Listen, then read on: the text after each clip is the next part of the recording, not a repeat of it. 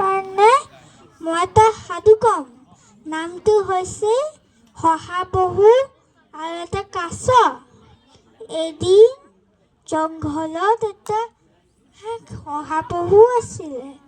তাই দৌৰি পেলাই গছৰ তলত বহি আছিলে আৰু এটা কাছ লাহে লাহেকে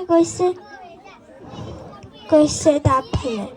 আৰু শহাপহুৱে তাক দেখি পেলাই ক'লে, তুমি ইমান শ্ল', মই এটা মোৰ এটা দৌৰা-দৌৰি খেল হৈ গ'লে মই জিকিম। তেতিয়া কাছই ক'লে, হ'ব, তেতিয়া আমি এটা খেলেই লগাওঁ। তাৰপিছত শহাপহু আৰু এটা কাছ চব জীৱ-জন্তুক মাতিলে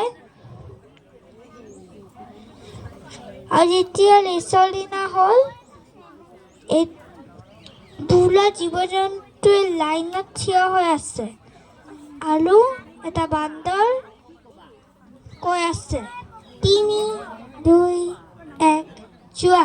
শহাপহুৱে বহুত খৰকে গৈছে আৰু এটা কাছ লাহে লাহেকে গৈছে। আৰু তাৰপিছত শহাপহুৱে অকণমান দূৰ গৈ পেলাই ভাবিলে, এই কাছটো ইমান লাহে লাহেকে যায়, মই উইনাৰ হৈ যাম। অকণমান শুই ল। তেতিয়া শহাপহুৱে এজোপা গছৰ তলত শুই গ'ল। আৰু তাৰপিছত যেতিয়া উঠিলে শহাপহুৱে দেখিলে এইটো কাছটো ফিনিছ লাইনৰ ওচৰতে পালে। তাৰপিছত শহাপহুৱে দৌৰিকে গ'ল আৰু কাছ জিকি গ'ল।